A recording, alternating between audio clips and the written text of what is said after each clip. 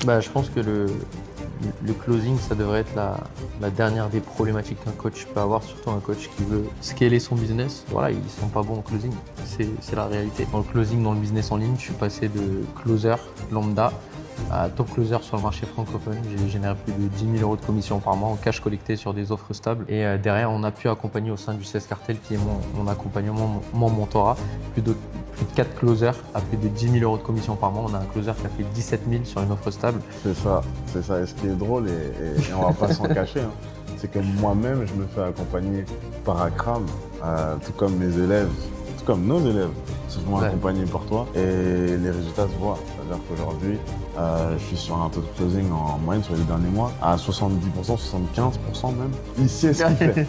Il sait ce qu'il fait. Ce que j'aime bien dire en tant que closer, c'est qu'un gars qui a l'argent, il paye en pif. Mentalité pif, les gars. On leur balance là.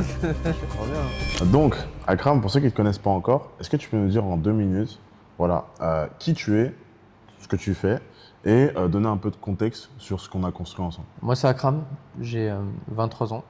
J'ai 4 ans d'expérience dans la vente en général, que ce soit dans la sales ou le closing.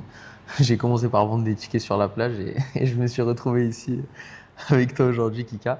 Donc, ça fait plus précisément 1 an et 3-4 mois que je suis dans le closing, dans le business en ligne. Je suis passé de closer lambda à top closer sur le marché francophone. J'ai généré plus de 10 000 € de commission par mois en cash collecté sur des offres stables.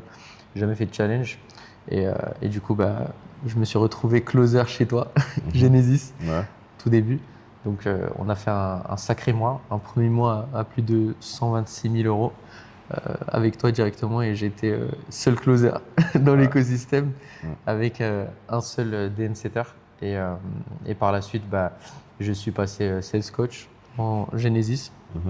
Et après, je suis devenu client aussi. Et on a monté le 16 Cartel, meilleur accompagnement de France pour les closers.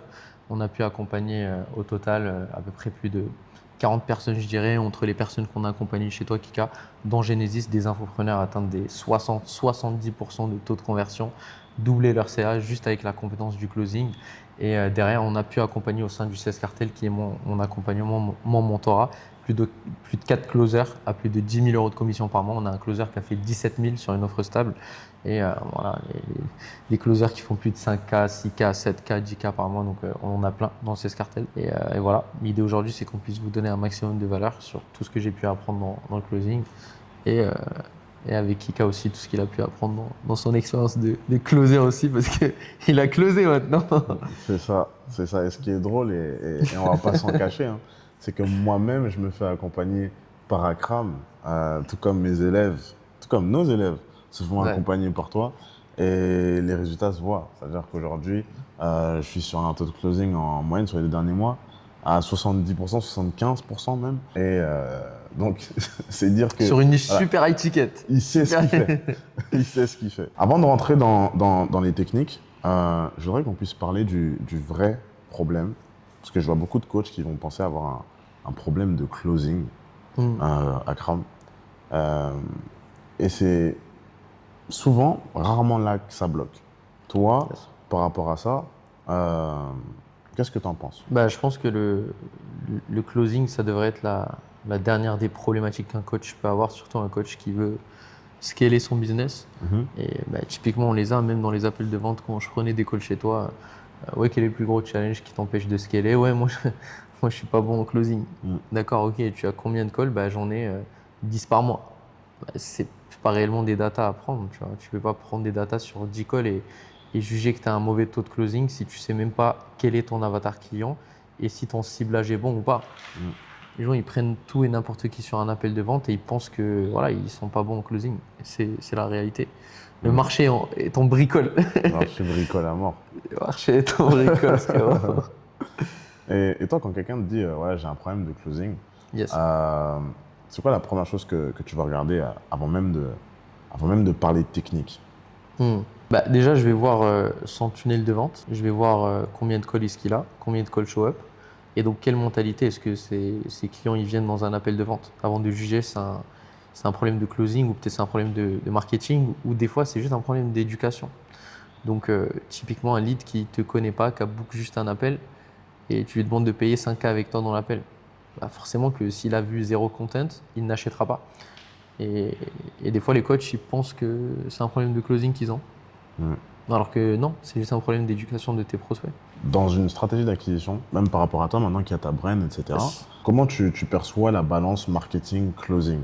Marketing-sales plutôt. Yes. On est sur quelle proportion en termes d'importance pour aller chercher des gros chiffres en tant qu'infopreneur? Yes. En soi, pour avoir closé sur tout type d'écosystème, Ouais. vraiment, même je faisais du setting sur une offre et j'ai généré plus de 50K pour l'infopreneur en faisant du setting closing.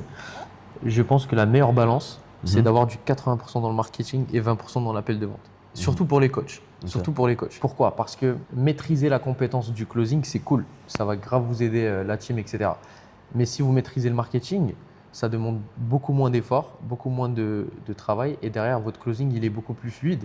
Et vous arrivez à avoir les réponses de vos prospects beaucoup plus simplement, beaucoup plus facilement. Je te donne un exemple.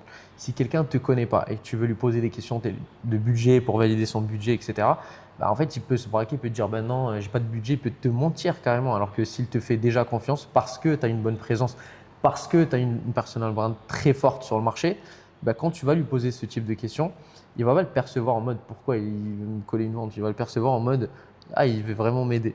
Parce qu'il t'admire, parce qu'il te respecte, parce qu'il connaît les résultats que tu as apportés à tes clients. Et du coup, ton closing, il est beaucoup plus simple. Long, short answer, si tu traites 60% de ta vente dans le marketing, bah, tu auras 40% à traiter dans le closing. Si tu traites 80% dans le marketing, tu auras 20% dans le closing. Et vice-versa, si tu fais que 20% dans le marketing, un tunnel de vente pourri, pas d'éducation, pas de présence, pas de témoignage client, bah, dis-toi que tu vas te taper 80% dans la vente et c'est beaucoup plus compliqué. Et c'est beaucoup plus chronophage, surtout en 2026 où est-ce que bah, tu as des concurrents qui ont full trust sur le marché et toi, tu n'en as pas. C'est ça.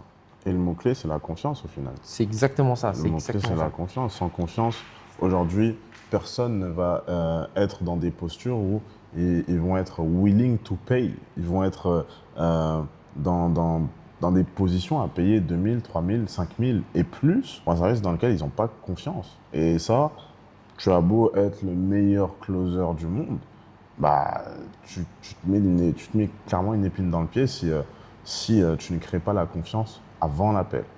Et ça, il faut le rappeler. Donc, maintenant qu'on a posé le diagnostic, maintenant, voilà, on a call out les gens qui veulent régler leurs problèmes Closing avant de closing avant de régler l'acquisition. Ou en tout cas qui veulent se mentir à eux-mêmes, ah mais j'arrive pas à closer, mais alors qu'au final c'est juste que tes prospects n'ont pas confiance, tes prospects ne croient pas en ta capacité à leur amener de leur point A à un point B, ou alors tu n'as juste pas assez de calls. Réel. Réel, pour baser une data. Tu bases une Ouais. data sur 10 calls par mois.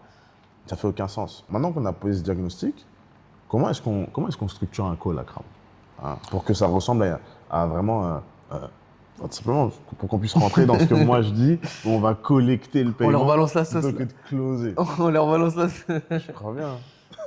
Bon, bah, je vais sortir l'iPad et comme ça, je vais pouvoir vous dessiner ça. J'aime bien utiliser des techniques d'ancrage avec mon iPad, comme ça reste collé dans votre cerveau, la team. Donc là, on a un appel de vente. Ça, c'est un appel de vente. Déjà, je vous le dis pas, mais envoyez des ressources à vos prospects avant l'appel. Que ce soit témoignage client, vidéo éducatif, que le gars il vienne dans le call en mode ok, ce gars peut m'aider et j'aimerais savoir quelle est son offre. C'est pas qu'est-ce que ce gars fait.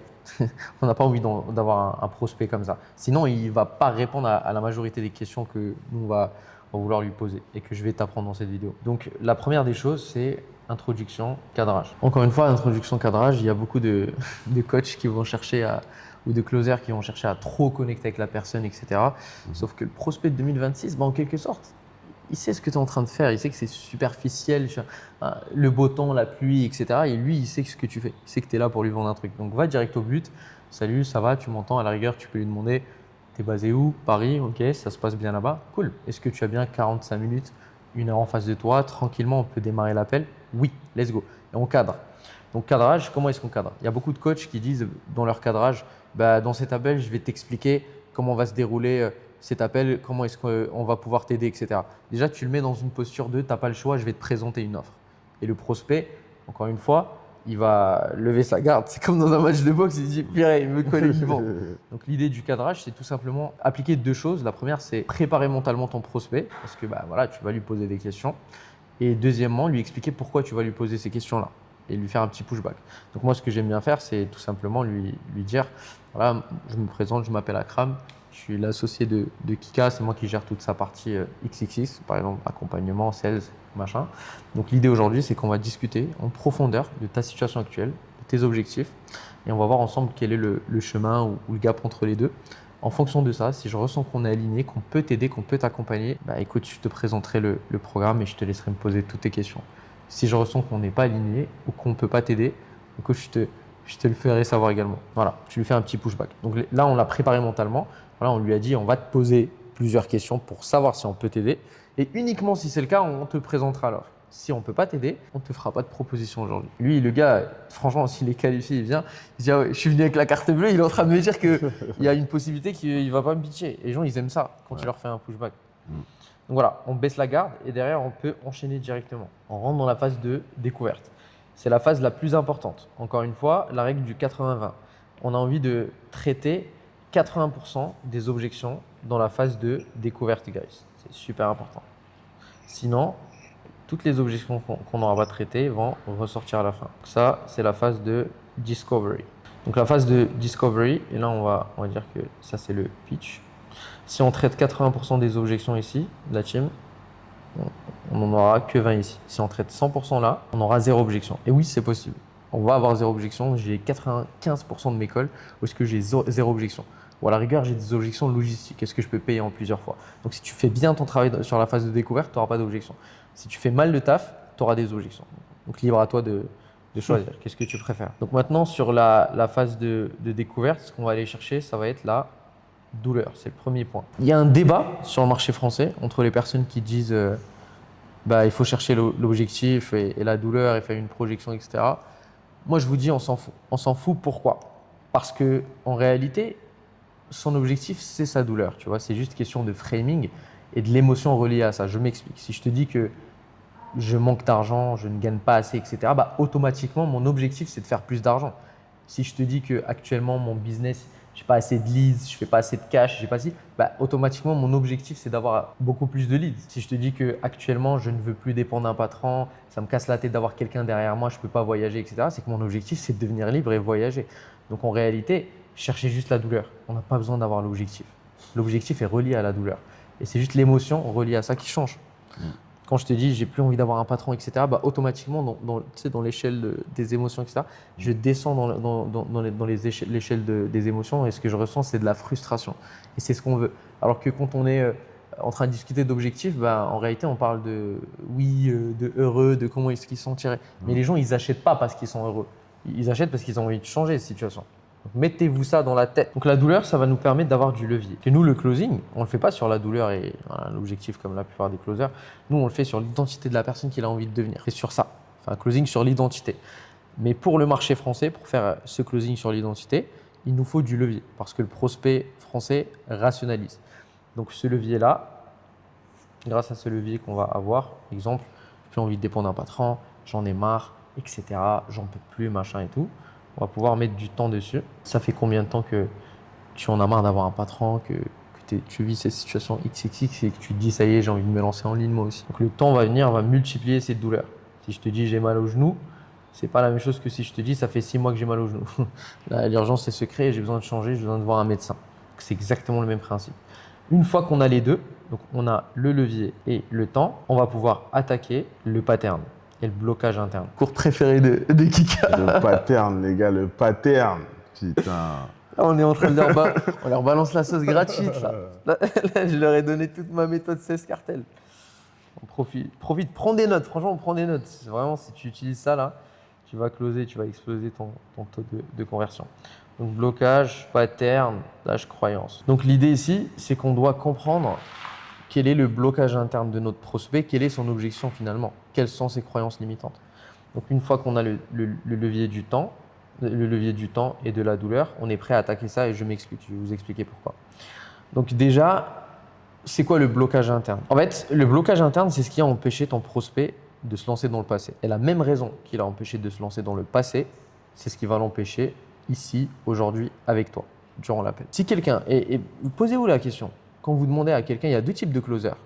Celui qui demande à son prospect, ok, toi, ça fait combien de temps du coup que tu souffres et que tu te dis, ça y est, j'ai envie de changer, et son prospect il lui dit, ça fait 1 mois, ça fait 2 semaines, ça fait, je sais pas, 6 mois, et qui se dit, yes, grosse douleur, ça fait 6 mois qu'il souffre. Donc il est content, il va direct dans le pitch. Et tu as un deuxième type et il fait voilà, traitement, enfin anticipation d'objection, partenaire, budget, etc. Il se dit yes, il va close, grosse douleur. Il y a le deuxième type de closer, comme toi, comme moi, qui a zéro croyance limitante et qui se dit attends, je comprends pas. Mon prospect, il me dit que ça fait 6 mois qu'il est dans cette situation où est-ce qu'il n'en peut plus, il ne voit pas sa famille XXX ou alors il scale pas son business et on est sur du B2B, mais il n'a rien fait. Il n'a pas cherché à se faire accompagner. C'est ça. Il n'a pas cherché à changer sa situation. Exact, c'est ça en fait. La question à se poser, c'est comment ça se fait que mon prospect, ça fait 6 mois qu'il est dans cette situation alors qu'aujourd'hui, on est en 2026, il y a des véhicules de partout. Il y a des véhicules de partout en fait. Genre littéralement, il peut se lancer dans l'e-commerce, mettre un peu d'argent, un peu de temps dessus et 6 mois après, il fait de l'argent s'il s'est fait accompagner. Scaler son business. Il y a des accompagnements de partout. Il suffit, bien évidemment, n'allez pas chez tout le monde. Je ne dis pas ça. Mais renseignez-vous sur qui peut vous aider. Consommer leur contenu sur YouTube et tu te lances et voilà, tu as scale ton business. Et ça vaut pour vraiment tous les marchés, toutes les niches. Toutes les niches. C'est-à-dire qu'on parle de santé, on parle de sport, on parle de make money, on parle de B2C, de B2B, vraiment sur tous les marchés. Quelqu'un qui a une douleur, genre réfléchissez juste 2 secondes.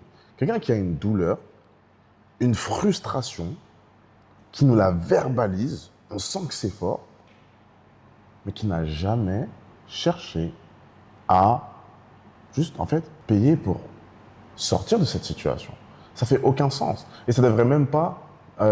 En fait, il y a beaucoup de gens qui vont considérer ça comme normal parce que ça, il y a des choses. C'est ça. Hein. Il y a des gens qui vont considérer ça comme normal, en tout cas comme ouais ça peut faire sens parce qu'il n'a pas encore trouvé, etc. Si tu penses ça, c'est que tu n'as pas le bon mindset toi-même parce que potentiellement que toi-même tu es dans ces actions-là et c'est un fait. Au final, closer, il y a toute cette dimension aussi interne. Yes. Moi, c'est tout le temps ce que je dis et vraiment, c'est un truc de ouf. Genre, j'ai des closers dans mon accompagnement, on les a débunkés mentalement et ça nous a pris 3 mois avant de les débunker juste mentalement, hormis les skills, etc. Donc, le closing, c'est mi-externe, 50% externe, les outils, qu'est-ce que je dis, comment je réponds aux objections, etc. Et 50% interne. Tout est question de nos croyances. Si toi, tu penses que, par exemple, pour scaler un business, ça prend 2 ans et voilà, et c'est normal que tu stagnes à 10K par mois. Ben en fait, si tu veux closer des gens et qu'eux, ils vont te sortir cette croyance limitante dans la phase qu'on va voir, ben tu vas juste l'accepter parce que c'est ta réalité. Alors que si un infopreneur vient au call de closing avec moi et qui me dit que ça fait 6 mois qu'il stagne et qu'il ne dépasse pas les 10K par mois, ben pour moi, ce n'est pas normal. Dans mes croyances, ce n'est pas normal. C'est comme ça que je le vois parce que l'interne est tellement bossé, j'ai zéro croyance limitante. D'ailleurs, c'est la raison pour laquelle sur ma brand, on a fait 30K le mois dernier avec 1000 abonnés. 1000 abonnés, la team, sur le marché du closing, l'un des marchés les plus saturés en France. C'est réel. C'est clair. Et parce que j'ai zéro croyance limitante. Alors que tu dirais ça à n'importe quel sales coach, il serait en mode ah non, ça prend 3 ans, 5 ans de scale un business à 30K. Non. Et au final, ça revient juste à ce truc de incarner vraiment, pas juste incarner pour le dire, incarner vraiment la situation désirée de votre audience. Vous voulez que vos prospects viennent en call et soient dans le bon mindset, soit dans ce mindset de croissance si vous êtes dans le make money, dans ce mindset de changement si vous êtes dans la niche du sport, dans la niche de la santé. Incarnez cette chose-là. Devenez cette personne-là. Et quand vous arriverez à ce moment du pattern-là, ça pénétrera même pas un peu votre conscience. Et ça se ressent dans l'énergie, ça. C'est réel. Hein. Donc l'idée, la team, c'est vraiment faites un travail sur l'interne, comme ça l'externe, ça va être beaucoup plus simple pour vous. Et l'externe, c'est ce qu'on va voir là. Donc je vais vous donner une petite trame, on ne va pas rentrer dans le détail. J'ai toute une vidéo qu'on a fait ensemble, Kika, sur comment est-ce qu'on traite le pattern, le blocage interne, les croyances limitantes des prospects, etc. Et grosso modo, pour vous donner un petit résumé, en fait, il y a 3 choses qui empêchent généralement les gens de se lancer. Ça va être l'ego. Ils pensent pouvoir faire les choses de eux-mêmes, qui sont capables de faire les choses de eux-mêmes. Exemple, j'ai scalé mon business à 5K par mois ou 10K par mois. Donc, je pense que je suis capable de scaler tout seul à 100K par mois. Et résultat, le gars, il se retrouve à bricoler, à faire du nonsense dans son biz et ça fait 6 mois qu'il n'a pas scalé. Un. Deux, ça va être la peur. Donc ça, c'est l'ennemi numéro un des closers et des infopreneurs, surtout sur les niches B2C. Les gens ont peur. Comprenez-le. Les gens ont peur. Peur d'investir, peur de se lancer, peur du passé, peur de l'avenir. La peur, c'est tellement vague. J'ai tout un cours dessus. Mais voilà, l'idée, c'est que la peur, elle empêche vos prospects de se lancer parce qu'ils pensent, par exemple, si tu vends de l'e-commerce, ils pensent que peut-être l'e-commerce, ce n'est pas réel. Dans sa tête, il a cette croyance limitante. Ou alors, il a la croyance limitante de se dire que tous les gens sur le marché, tous les vendeurs de formation, bah, c'est des arnaqueurs. Pareil. Et donc, si toi, tu ne viens pas collecter cette data, cette information ici, en fait, c'est ton objection à la fin qui va ressortir sous forme de j'ai besoin d'y réfléchir, j'ai besoin d'en parler avec ma femme, mon chien, etc. Et toi, tu ne le vois pas. Donc, l'idée, c'est de venir lever ça. Ça, c'est la deuxième chose. Deuxième pattern qui empêche les gens de réussir, de se lancer. Troisième pattern, ça va être la bricole. Souvent sur des niches aussi de scaling, etc. C'est que je sais qu'il faut que je me fasse aider, contrairement à l'ego, est-ce que je me dis que je suis capable de faire les choses moi-même. Je sais qu'il faut que je me fasse aider. Mais qu'est-ce que je fais? Qu'est-ce que je fais? Je vais chercher l'option la moins chère. Les Américains, ils disent price-based thinking. Genre, chaque décision que cette personne elle va prendre, bah, en fait, elle va la prendre avec du scarcity mindset. Avec un mindset de bricole. Je vais choisir l'option la moins chère, je vais bricoler. Ah non, ça, c'est un outil payant. Bah, moi, je vais chercher l'option gratuite. Ah, ça, c'est l'accompagnement de Kika. Chercher l'essai gratuit. C'est ça, c'est ça. Et du coup, résultat, bah, en fait, sans s'en rendre compte, ils perdent beaucoup de temps, d'énergie à faire ça. Et même, genre, c'est la règle de la vie, genre, c'est la règle de la vie, hormis le closing. Ces trois choses, c'est ce qui empêche les gens de réussir tout court dans l'entrepreneuriat. Même quand on close, par exemple, des infopreneurs dans ton accompagnement, etc., ben en fait, ça ressort ce scarcity, genre en mode pourquoi est-ce qu'ils n'ont pas appliqué la tâche que tu leur as dit? Parce qu'ils n'avaient pas le temps. Quand tu creuses le temps, ben en fait, ils ont fait des tâches qu'ils ne voulaient pas déléguer, telles que le montage vidéo. Ils veulent économiser les 30 balles ou 40 balles de Reels pour économiser de l'argent. Ils veulent le faire, ces tâches qui prennent 3 heures et de l'espace mental et le machin, etc. Ouais. Tu vois, ça, c'est du scarcity, typiquement. Ouais. Et encore une fois, ça revient encore à ce truc d'état interne et de maîtrise interne. Il y a ce truc où, au final, comment tu veux être dans une posture où tu vas pouvoir call out ce genre de choses, où tu vas pouvoir vraiment croire en ce que tu dis quand tu vas rentrer dans le pattern, vouloir déjouer le pattern, quand toi-même tu ne le fais pas. Et ça, c'est un fait. Moi, aujourd'hui, quelqu'un qui va être dans une position de scarcity, ça ne peut pas rentrer dans mon esprit. J'ai investi 24 000 $ dans l'accompagnement de Nick Setting. Je n'avais même pas cet argent sur mon compte. Je l'ai payé en 3 fois. Je n'avais même pas l'argent sur mon compte. J'ai investi 18 000 $ dernièrement chez Souego. J'en avais pour une information, pour une seule. C'est fou. Quelqu'un qui va me parler en scarcity, qui va me parler en peur, ça ne pénètre pas mon esprit. Et ça, c'est sans parler de tous les autres accompagnements que j'ai pris, juste parce qu'au final, on ne sait pas ce qu'on ne sait pas. Si je ne suis pas de l'autre côté, je ne peux pas savoir. Si moi-même, je ne surmonte pas ma peur, comment je vais faire surmonter la peur à mes élèves, à mes prospects?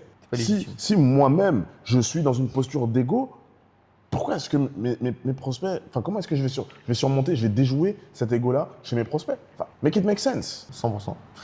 Et c'est pour ça, je disais tout à l'heure, j'ai un élève qui a fait 17 000 € de commission. Et le gars, il les a fait en 2 mois. Le premier mois, il a rejoint l'accompagnement, il s'est fait former et tout. Dans Sescartel, c'est un closer, c'est même pas un infopreneur. Et le deuxième mois, il a fait 6 700 € de com. Et le troisième mois, il a fait 17 000 € de commission en closing. Et il est passé HOS chez son infopreneur. Je n'ai même pas compté ça. Parce que la réalité, c'est qu'il a fait plus de 20K. Mais vraiment, j'ai envie de faire des témoignages clients où on parle que de compétences de closing et tout. Et ce gars-là, il avait 0 croyance limitante. Et je le savais parce que dans l'appel, il est venu, le gars, il m'a dit, je paye où? Je te jure, Kika, il m'a dit, je paye où? Il m'a dit, j'ai pris 3 calls, toi, avec des gens, et lui, il m'a dit ça, j'ai pas aimé, lui, il a dit ça, ok, et toi, tu m'as dit ça, j'aime bien, dis-moi, je paye où? Il avait même pas l'argent, il m'a dit, je te lâche un acompte maintenant et je vais te payer. Il avait un truc en bricole, je sais pas ce qu'il faisait dans un hôtel et tout, il bossait le soir, il était même pas closer à temps plein, il faisait 500 € de com. Il est passé de ça à ça parce qu'il avait 0 croyance limitante. Et il était dans l'inconfort, ça veut dire que même quand j'analyse ses calls, je me dis purée, Igor, si tu passes par cette vidéo, je me dis purée, Igor, il lui a pas dit ça.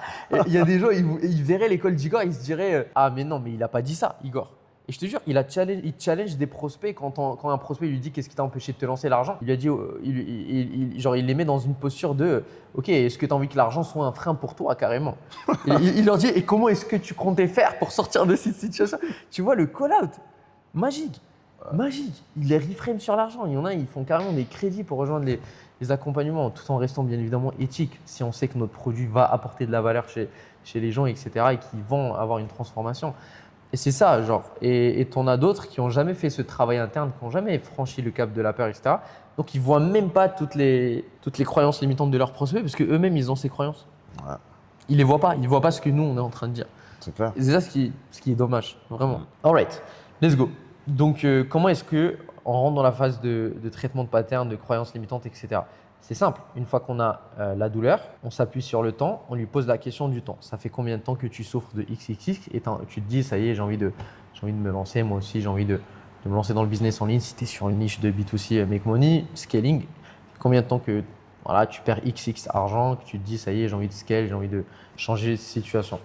Bah, ça fait X temps. Par exemple, ça fait 6 mois. La première des choses, encore une fois, c'est vraiment adapté au marché français parce qu'il y a beaucoup de sales coachs qui se sont bien formés sur le marché français, qui se sont bien formés au marché US, mais qui appliquent mal ce concept.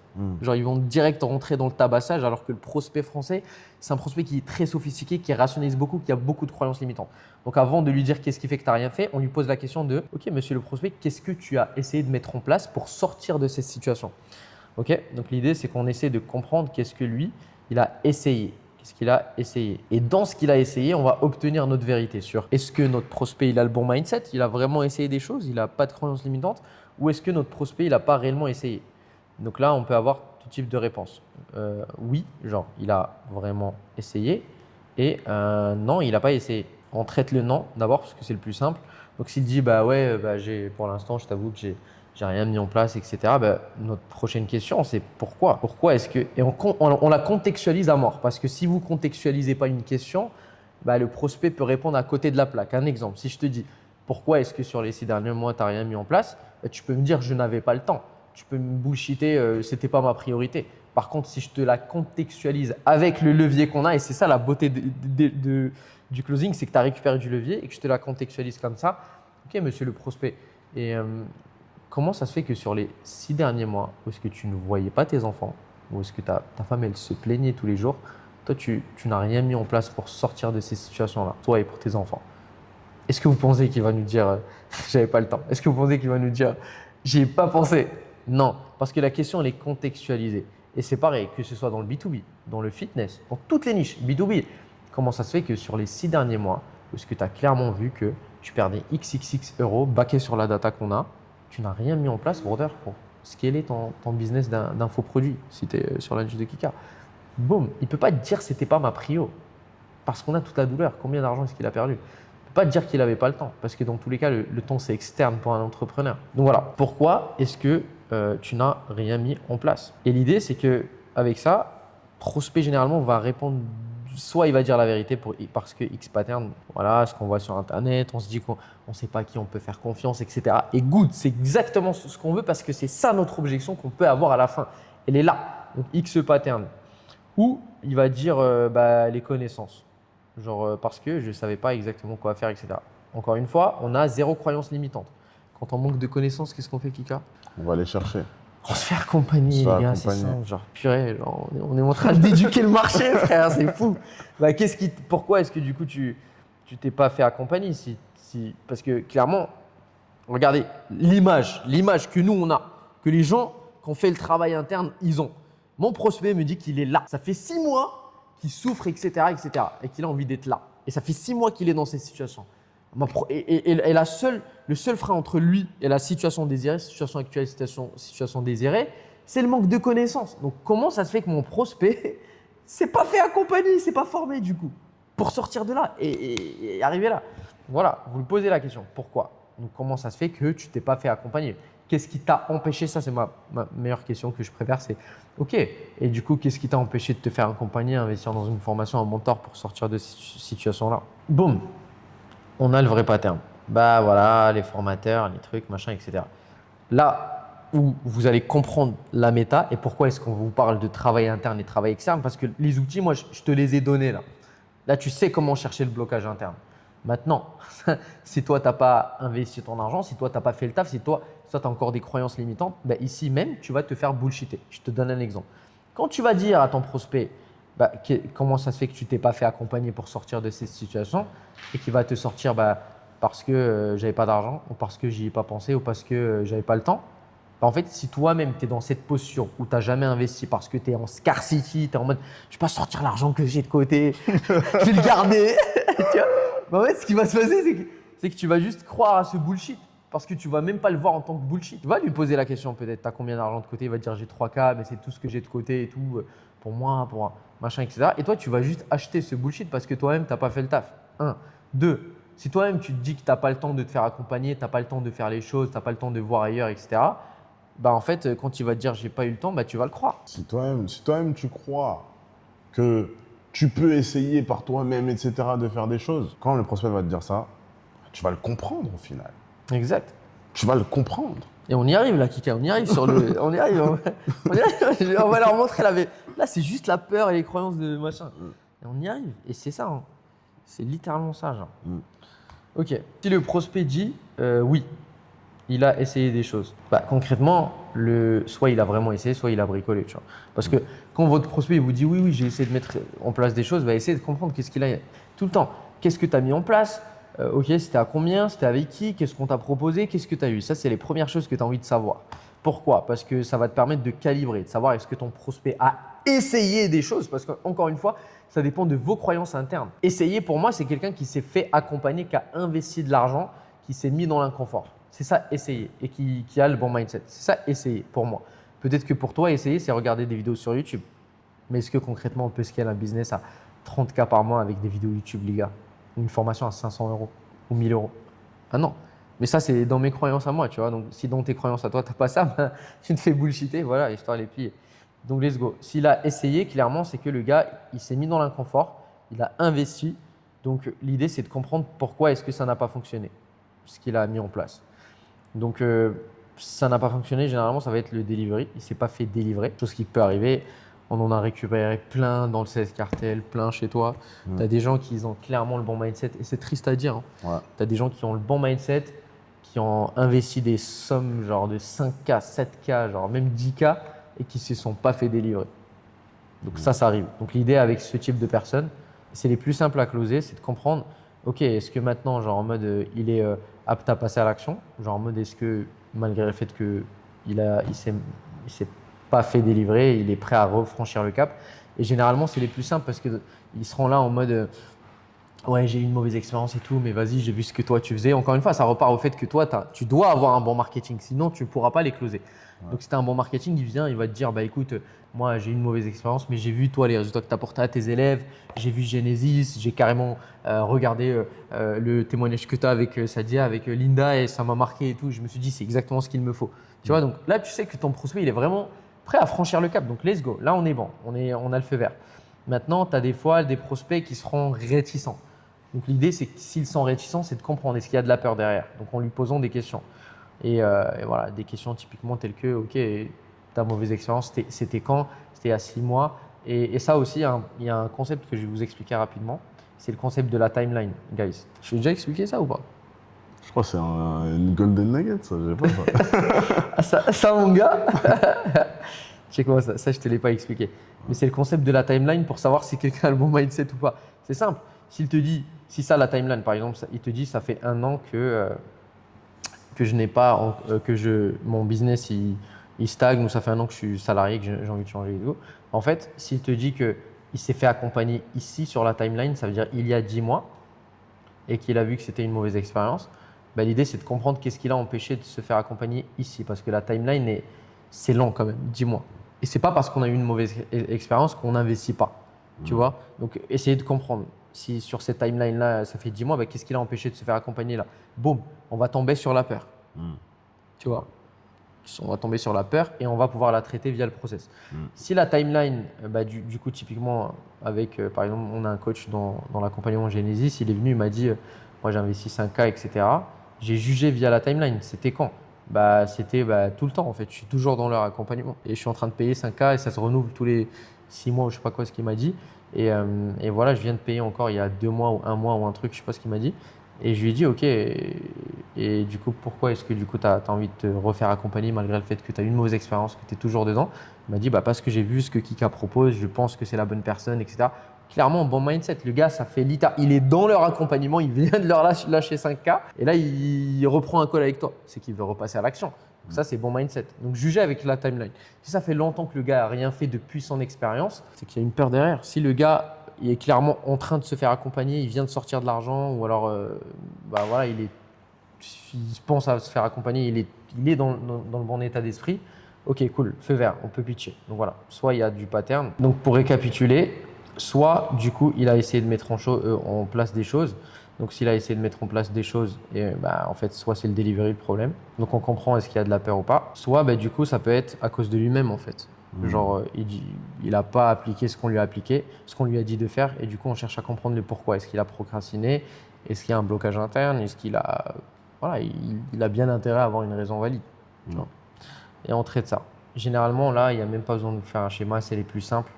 Parce que si le gars a vraiment essayé des choses et qu'il reprend un appel, c'est que il est prêt à repasser le cap encore une fois. Genre, il a déjà investi, il est déjà passé par des appels de vente, etc. Donc c'est là où si vous avez un bon marketing, bah, c'est cool. Maintenant, le gars qui dit qu'il a essayé, mais il n'a pas essayé, qu'est-ce que c'est concrètement? Bah, dans nos croyances à nous, encore une fois, c'est si tu me dis que tu as investi 1 000 € pour devenir un top closer, ou tu as acheté une formation à 500 €, ou tu as rejoint le school gratuit de X personnes, X infopreneurs, bah, pour moi, je suis désolé de te le dire, tu n'as pas essayé. Tu n'as pas mis toutes les chances de ton côté pour devenir un top closer et la personne que tu as envie de devenir. Tu n'as pas fait ça. Et la personne que tu as envie de devenir, aujourd'hui, elle ne penserait pas comme ça. Aujourd'hui, elle mettrait tout en place pour réussir. Clairement. Et toi, tu n'as pas fait ça. Donc voilà, l'idée, c'est de comprendre qu'est-ce qu'il a essayé concrètement. S'il dit qu'il a investi dans une formation, c'est quoi exactement? Et dès que ça parle de formation 500 balles, 1 000 €, 50 €, school gratuit, YouTube, bah, concrètement, ça cache un pattern. C'est qu'on doit le reframer. On doit le reframer sur ça. Est-ce que selon toi, déjà, on cherche à comprendre qu'est-ce que ça a donné? Et généralement, s'il est dans l'appel, c'est que ça n'a rien donné. Ok, le fait que toi, tu rejoignes ce school, que tu regardes des vidéos sur YouTube, qu'est-ce que ça a donné concrètement? Dire non, parce qu'on a la data sur le business, encore une fois, ou alors sur sa douleur, bah, ça n'a rien donné et tout. Ok, selon toi, pourquoi est-ce que ça n'a rien donné le fait que toi, tu regardes que des vidéos, etc., que tu bricoles de ton côté? Bah parce que, voilà, je savais pas quoi faire, j'étais perdu, et c'est normal. C'est normal, Big Man. C'est normal que tu sois perdu. C'est évident. C'est évident. Tu regardes des vidéos sur YouTube et tu veux faire 10K par mois. Sérieux. Ok. Et du coup, bah, voilà, on a le manque de connaissances et on lui demande, ok, bah, du coup, quand tu as vu que tu étais bloqué et que tu stagnais, que tu ne savais pas comment faire et que tu n'avais pas les bonnes informations, bah, qu'est-ce qui t'a empêché de te faire accompagner et d'investir ton argent dans un vrai accompagnement et pas bricoler ton côté? Boum, on tombe sur la vraie problématique. Et encore une fois, là où la plupart des closers ils se font bullshiter, c'est les closers qui ont des croyances limitantes. Parce que le gars, il va leur sortir une croyance limitante et ils vont l'acheter. They will buy it, comme ils disent les Américains. They will give you a bullshit and you will buy it. C'est ça, tu vas l'acheter ce bullshit. Donc en gros, pour faire un récap sur cette partie-là, si le gars a essayé, donc bah, s'il a réellement essayé, soit c'est un problème de delivery. Donc il dit qu'il ne s'est pas délivré. Donc l'idée, c'est de comprendre est-ce que le gars est prêt à refranchir le cap à partir de la timeline, ou est-ce que le gars a encore des croyances limitantes, des blocages X pattern qui est associé à ça. Donc ça, c'est s'il a déjà investi dans un vrai truc. S'il n'a jamais investi, en gros, ou alors il a bricolé, bah, l'idée c'est de comprendre pourquoi est-ce qu'il a bricolé et qu'est-ce que ça a donné et c'est quoi la raison pour laquelle il ne s'est pas fait accompagner. Et on tombe sur le pattern, croyance limitante, bah, parce que j'ai eu peur, parce qu'on voit sur Internet, parce que je pensais que j'étais capable de faire les choses moi-même. X pattern. Derrière, si on a le non, donc il n'a rien essayé, ben on sait comment le traiter. Donc on a le pattern directement, connaissance, ça retombe sur le pattern. Maintenant qu'on a mis le doigt sur le vrai problème, donc par exemple, on prend l'exemple de la peur, parce que c'est ce qui va parler avec 95% des gens qui nous regardent aujourd'hui. En fait, ce qu'il faut savoir, c'est que le prospect, il ne va pas te dire ce qui m'a empêché de me lancer, par exemple, ou en suivant le process qu'on a. Il ne va pas te dire ce qui m'a empêché, c'est la peur directement. Il peut, ça se peut, ça m'arrive à 20%, dans 20% de mes calls, mais généralement, ce qu'il peut te dire, c'est avec ce qu'on voit sur Internet, c'est un peu compliqué, on ne sait pas à qui on peut faire confiance, etc. etc. Ok la team, maintenant qu'on a réussi à trouver le blocage interne, donc typiquement peur, ego, scarcity. Et souvent, il y a des croyances limitantes reliées à tout ça. Donc, par exemple, peur, ça peut être une croyance de oui, tous les vendeurs de formation, c'est des arnaqueurs, blank, blank, blank, etc. Je suis pas sûr que ça va marcher. Tout le tralala. Exactement, tout le tralala. L'ego, il peut être relié à la croyance limitante de se dire que parce que j'ai scalé mon business à 5K, je suis capable de scaler à 100K tout seul. Scarcity, c'est les gens qui sont price-based thinking parce que les formations sont chères, parce que ci, parce que ça. Donc voilà, ça, c'est les croyances limitantes reliées à ce pattern. C'est beaucoup plus deep que ça. C'est de la psychologie humaine. Donc chaque croyance est reliée à un schéma de pensée qui crée ce pattern. Bref, on ne peut pas vous faire tout un schéma sur comment surmonter tout ça dans une seule vidéo. Mais l'idée, c'est que maintenant, tu as compris en fait, le blocage interne de tes prospects et ce qui les empêche de réussir dans le passé. Et ça, en fait, c'est littéralement ton objection sous écran de fumée à la fin de cet appel. C'est exactement ça. Donc maintenant, si tu as envie d'approfondir, bien évidemment, tu n'as qu'à rejoindre le Genesis et tu auras la méthode Sescartel directement dans le Genesis et tu pourras surmonter la peur de tes prospects. Et sinon, let's go, on enchaîne directement Mister Kika. C'est ça, exactement. Je mettrai un lien directement dans la description pour pouvoir prendre un rendez-vous directement pour pouvoir tout simplement voir si déjà dans un premier temps, tu es un good fit par rapport à Genesis. Parce qu'aujourd'hui, c'est vrai que Genesis, on a l'une des meilleures deliveries du marché. Et c'est un fait. Quand on a un Akram qui aujourd'hui a le meilleur accompagnement closing, quand on a moi-même qui aujourd'hui est accompagné Sadia à 100 000 euros par mois, des Kevin à 84 000, des Léo à je ne sais combien, des chiffres monumentaux, forcément, il y a une forme de candidature, il y a une forme de présélection avant. Tu as juste à prendre un rendez-vous juste en dessous et je sais que derrière, on va te délivrer. Tu seras délivré, bro. Tu seras délivré. Akram sera là, je serai là et tout le reste que je pourrais t'expliquer directement dans ce call. Donc, clique sur le lien juste en dessous et on passe à la suite. Let's go. Ok, donc voilà, maintenant qu'on a le blocage interne, etc., ce que vous faites la team, c'est tout simplement un récap.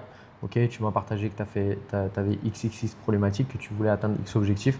Maintenant que tu m'as verbalisé que X pattern t'a empêché, etc., et que actuellement tu as envie de refranchir ce cap, tu as envie d'investir en toi-même, let's go, moi je pense que je peux t'aider, je peux t'apporter de la value. Tu valides donc les points tels que tu n'as pas eu, par exemple le budget, le partenaire, l'associé, etc., comme ce que tu faisais déjà. Tu pitches la personne et normalement, si tu as bien suivi notre méthode, encore une fois, la team, vous n'avez pas d'objection. Donc tu closes. Donc les seules objections que tu peux avoir, c'est tout simplement logistique. Donc voilà. Let's go, on passe à autre chose. Great. Donc, Akram, il y a un truc super important. Yes. Je pense qu'il faut qu'il puisse comprendre. C'est qu'aujourd'hui, si on ne traque pas, on ne peut pas s'améliorer. Yes. Okay. Et donc, la plupart des trucs qu'on a pu déceler, même au sein de Genesis, on coach constamment des entrepreneurs qui viennent, qui vont avoir des closers aussi qu'on coach également. Et la plupart, ils n'ont aucune visibilité, mais genre aucune visibilité sur ce qui se passe vraiment dans leur call. Selon toi, c'est quoi les metrics en closing que tu regardes en premier quand tu analyses les perfs d'un closer? Déjà, taux de show-up. Parce que s'il n'y a pas de show-up, il n'y a pas de closing. Et c'est ce qui me permet de savoir si le closer est flemmard ou pas. Donc, est-ce qu'il met tout en place pour que son prospect show-up? Taux de pitch, on a rajouté, il y a beaucoup de personnes qui ne savent même pas que ça existe en termes de data tracking. Mais le taux de pitch, c'est combien d'offres est-ce qu'on a fait. Exemple, je peux avoir 10 calls, mais sur les 10 calls, en fait, j'en ai que 5 qui sont qualifiés. Donc, la plupart d'entre vous, peut-être, vous pitchez tout le monde. Et ça, c'est une erreur parce que ça te permet d'avoir des datas qui sont faussées. Je ne sais pas qui est qualifié, qui est ton ADN de client qualifié, qui n'est pas qualifié. Donc, taux de pitch, combien de personnes est-ce qu'on a pitché? Et ça, bien évidemment, ça demande beaucoup plus de travail parce que si tu es un closer, il faut que tu saches pourquoi est-ce que le closer n'a pas pitché. Parce que des fois, le closer, il peut juger que le client ou le prospect, il n'est pas qualifié alors qu'il l'est. Et donc, l'idée, c'est que tu puisses revoir aussi les appels pour juger un peu s'il est quali ou pas. Donc, taux de pitch, ça nous permet de déterminer combien de prospects sont qualifiés, combien ne sont pas qualifiés. Et derrière, bien évidemment, le taux de conversion. Donc, taux de conversion, il y en a deux, global, donc sur le taux de show-up, et il y en a sur le taux de leads pitchés. Donc, bien évidemment, si ton closer il a un taux de conversion qui est très bas vis-à-vis des leads qu'il a pitchés, c'est que ce n'est pas un bon closer. Parce que normalement, si tu pitches, encore une fois, via notre méthode à nous, c'est que littéralement tu te coupes un bras si le gars il paye pas, si tu l'as pitché. C'est que tu as validé tous les points avec lui. Donc voilà. Et pour finir, bien sûr, le taux de cash collecté pour optimiser tout ce qui est cash collecté, parce que sans cash, tu ne peux pas réellement bien déléguer, investir dans tes trucs, dans un monteur, dans une CSM, dans un truc. Donc tu n'as pas de cash en fait liquide. Donc taux de cash collecté pour savoir comment est-ce qu'on peut l'améliorer. Et voilà, si tu ne traques pas en fait cette data, tu ne seras pas en mesure de savoir si ton business il va bien, il va mal. Il faut voir ton business comme un CEO avec des départements. Donc département acquisition marketing, delivery, département sales, donc setting, closing, etc. Et l'idée c'est que chaque data que tu as sur la partie closing doit te servir dans ton marketing aussi. Exemple, si on remarque que le taux de closing est très bon mais que le cash collecté est très bas, en fait on analyse les appels pour savoir pourquoi est-ce que le cash collecté est très bas. Est-ce que le closer il n'ose pas challenger, il n'ose pas collecter, il a peur de collecter du pif parce que lui-même il n'a pas fait le travail interne encore une fois, ou est-ce que l'audience n'est pas qualifiée dans le sens où tes prospects ils n'ont pas d'argent. Et du coup, si tes prospects ils n'ont pas d'argent, ça on peut l'implémenter dans le marketing pour attirer une audience beaucoup plus qualifiée, parce que là du coup on a un bon taux de conversion. Et ça repart. Même en traquant combien de show-up, combien de personnes ont été converties, on est en mesure de savoir est-ce que c'est un problème d'acquisition ou c'est un problème de closing. Donc on analyse tous les closings que tu as eus, pourquoi ils n'ont pas closé. Et derrière, on peut savoir est-ce que c'est les compétences du closer ou est-ce que c'est l'acquisition et le marketing, ou est-ce que c'est juste le setting, dans le sens où le gars n'est pas éduqué, on l'a envoyé trop tôt en call alors qu'il n'y a pas ce facteur, ce vecteur de confiance finalement. Et ça, on a des outils au sein de Genesis qui nous permettent de traquer tout ça, parce que si tu ne traques pas ça, tu n'es pas en mesure de double down sur ce qui fonctionne pour que tu scales ton business et que tu penses comme un CEO avec des départements précis. Et selon toi, c'est quoi un bon taux de closing en fonction des niches et des marchés et des offres? En moyenne, ce que les gens ils disent sur le marché français, c'est 30% de taux de conversion, c'est bon pour les coachs, pour les closers en général, sur tous les appels bookés. Ouais. Moi, je tiens à apporter une précision ici. Si aujourd'hui ton taux de closing il est au-delà, comme moi par exemple, toi aussi d'ailleurs, c'est que le prix n'est pas assez haut. Okay, genre, aller chercher 50, 70% de taux de closing, ça montre juste une faille dans votre prix. Vous devez augmenter vos prix. Et si aujourd'hui, vous n'êtes pas en mesure d'attirer des gens qui vont payer plus cher, on revient à la base, l'acquisition, la stratégie. Mais par contre, si vous avez déjà 50, 70% de taux de closing et plus, augmentez vos prix. Faites plus d'argent par client, de sorte à derrière ça pouvoir mieux délivrer et apporter encore plus de confiance à l'entrée en marketing. Et en dessous, qu'est-ce qu'ils doivent faire en dessous de 30%? En dessous, les gars, franchement, là, on est sur un gros travail, et je pense que pour un coach, c'est pas la même chose qu'un closer. Pour un coach, la première des choses, c'est qu'il faut que tu règles ton acquisition et ton tunnel de vente, parce que c'est ce qui va définir tout le reste. Et pour un coach, si tu te formes au closing et que tu es super fort en closing, c'est cool. Et si derrière l'acquisition ça ne tient pas, tu es obligé de passer tellement de calls, de batailles sur les objections, de devenir un expert dans ça, de mettre du temps dans ça. Alors que juste en traitant l'acquisition et le vecteur de confiance avec ton delivery, l'histoire elle est pliée et c'est fini. Tu montes à 30% de taux de conversion easy. Et derrière, tu te fais accompagner sur le closing et tu convertis x2 ce que tu as déjà. Et si tu as rien ou ce que tu as c'est pas qualifié, qu'est-ce que tu veux convertir? Un bon taux de cash connecté, ça ressemble à quoi? 50% minimum. Quand tu es en dessous, qu'est-ce que ça veut dire? Ça veut dire que soit tu n'oses pas challenger tes prospects et tu acceptes les plans de paiement rapidement, soit tes prospects n'ont pas vraiment l'argent. Et moi, ce que j'aime bien dire en tant que closer, c'est qu'un gars qui a l'argent, il paye en pif. Mentalité pif, les gars. Pif mentality. C'est ça. En fait, ceux qui payent en plusieurs fois, c'est des gens qui n'ont pas l'argent, qui sont prêts et déterminés à tout mettre en place. Moi, ce que je dis à mes closers, tu vois, j'en ai pris quelques-uns qui n'avaient pas l'argent mais qui avaient la niaque, ça se ressentait, et je leur dis ok, on va partir sur un plan de paiement. Et déjà, j'accepte 3 fois grand max. 6 fois, je ne sais même pas si ça existe encore les 6 fois. Qui fait du 6 fois? Je ne sais pas. Mais en tout cas, si tu fais 6 fois, c'est qu'il y a un problème. Et 3 fois max. Et ce que je dis à mes prospects, mes closers, c'est écoute, on va partir sur ça parce que j'ai envie de t'aider. J'ai vraiment envie que tu puisses performer et tout. Par contre, avec la seule condition, c'est que mec, ou meuf d'ailleurs, si tu fais du cash avant la fin du plan de paiement, tu vas me débourser avant la fin du plan de paiement. Et ça, c'est un truc qui qui est insane parce que des fois, au lieu d'attendre le deuxième, troisième mois pour qu'il te paye 1K ou 2K ou 3K en fonction de ton offre, en fait, si dans le deuxième mois, il a trouvé une solution, il a fait du cash, peut-être grâce à ton delivery ou je sais pas, il a touché une prime ou un truc, bah, qu'il te débourse. Ouais. Tu vas pas attendre les plans de paiement. Et si on est au-delà du 50%? Si on est au-delà du 50%, Genre 60, 100%? bah, c'est qu'on est bon, c'est qu'on peut augmenter un peu les tarifs. Ah ouais, Takram, du coup, dernière partie. Et c'est celle qui concerne beaucoup de personnes, beaucoup d'infopreneurs. Est-ce qu'il faut closer soi-même? Alors, c'est une vraie question sur le marché. Est-ce qu'il faut closer soi-même? Est-ce qu'il faut déléguer? Et si on délègue, comment on s'assure que, ça marche et qu'on a délégué au bon moment? C'est vrai que c'est un grand débat et on pourrait en discuter pendant des heures. Ouais.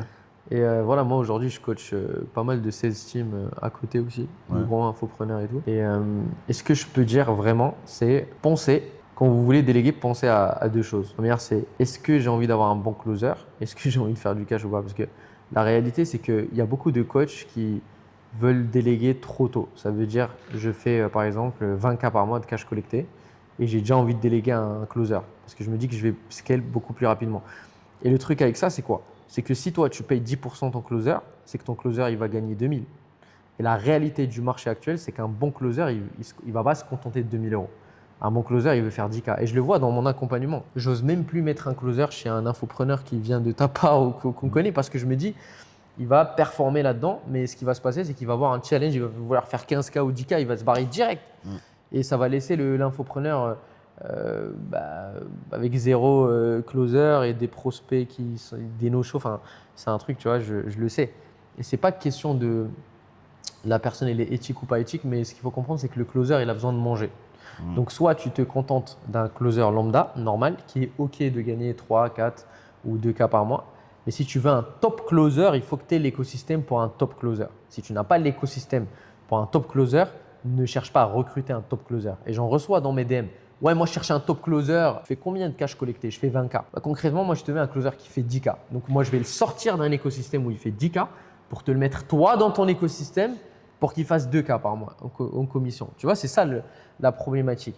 Donc je dirais pour déléguer, je préfère que les coachs, et c'est ce que je préconise aussi sur la partie 16, c'est que les coachs ils closent eux-mêmes.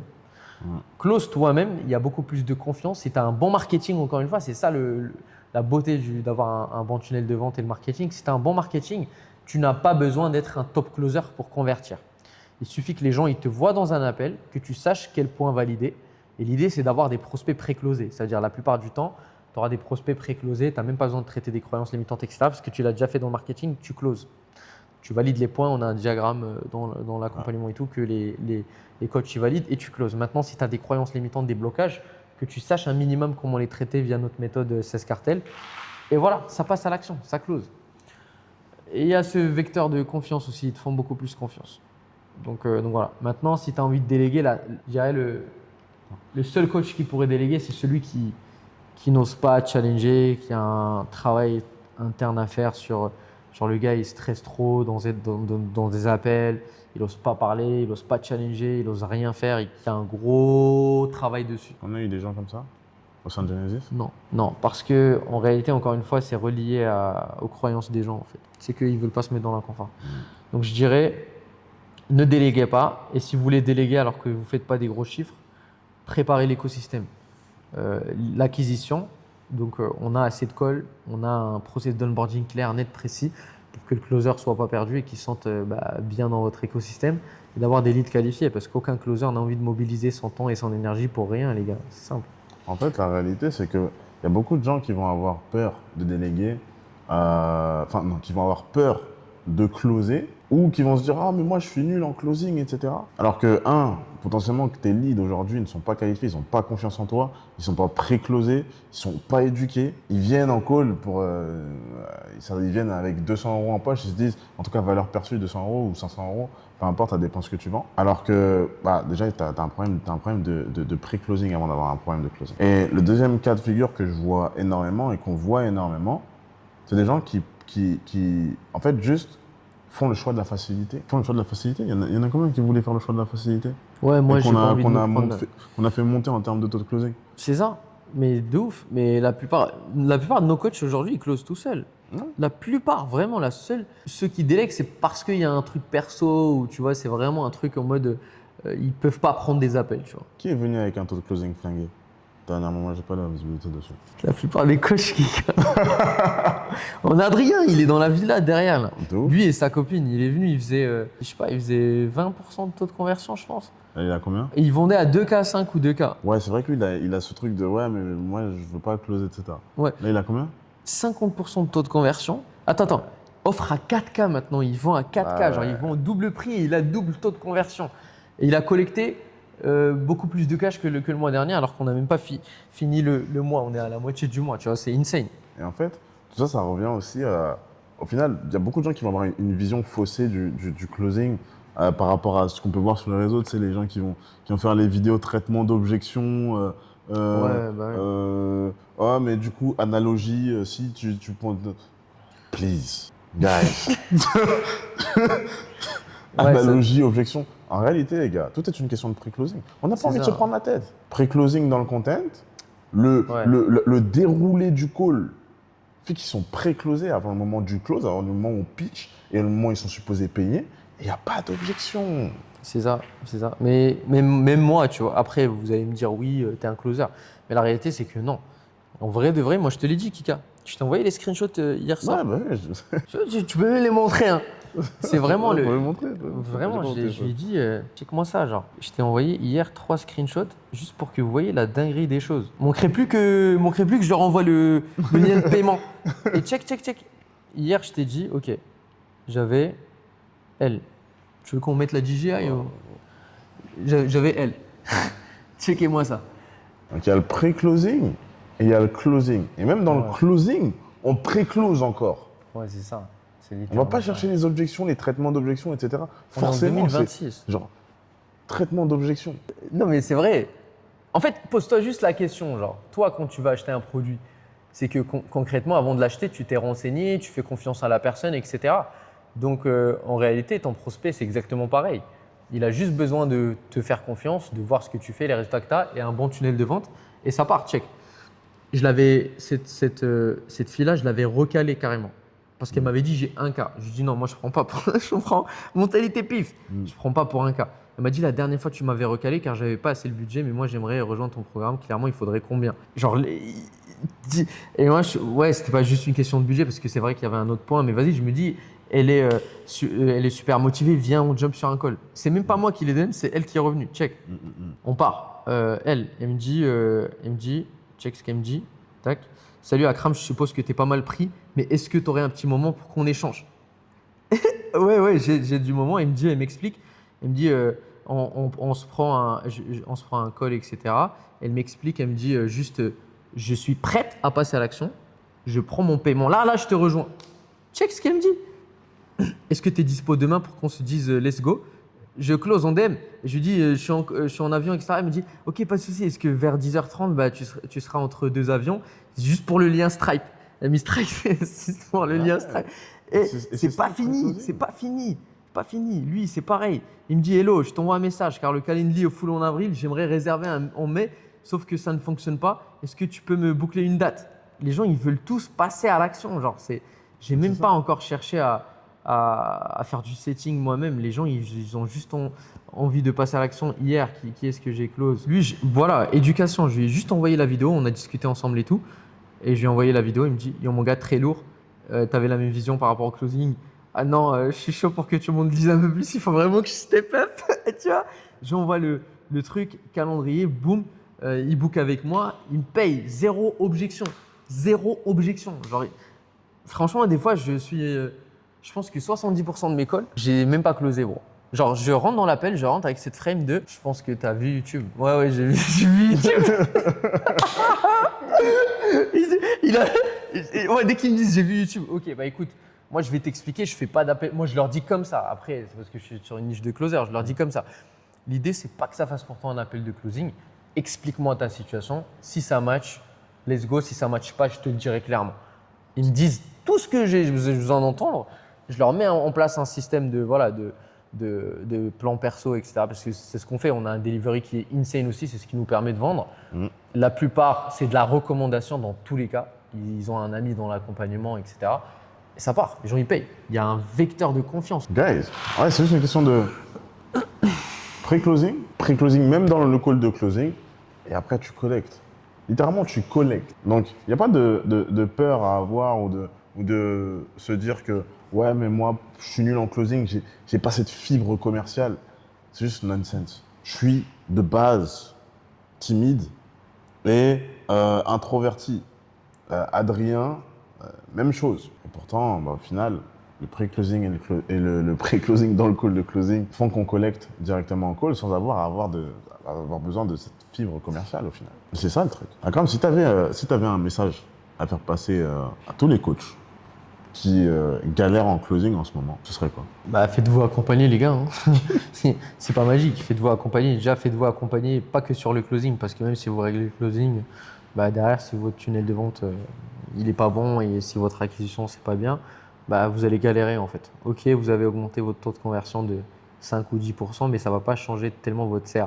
Alors que juste le fait de doubler votre lead flow, doubler votre nombre de rendez-vous bookés, ça peut doubler votre CR en gardant le même taux de conversion. Le même taux de conversion. Alors là, si vous éduquez bien vos prospects, vous avez un tunnel de vente qui convertit, parce que la plupart ils pensent que c'est super simple de faire les choses eux-mêmes, etc. Kika.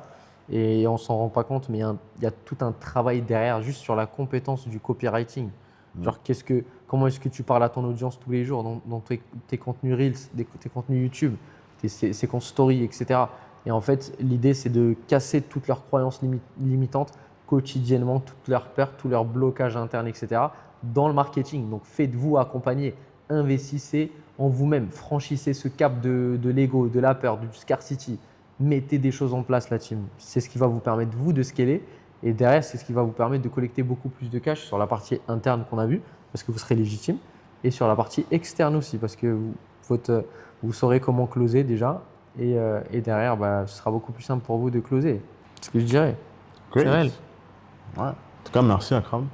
On a envoyé de la pure, je pense. Allez, ça y est. On leur donne des trucs gratuits là sur YouTube. C'est bon, les gars. Big man. Thanks a lot. Un plaisir, frérot. Et on avance. Let's go. Let's go.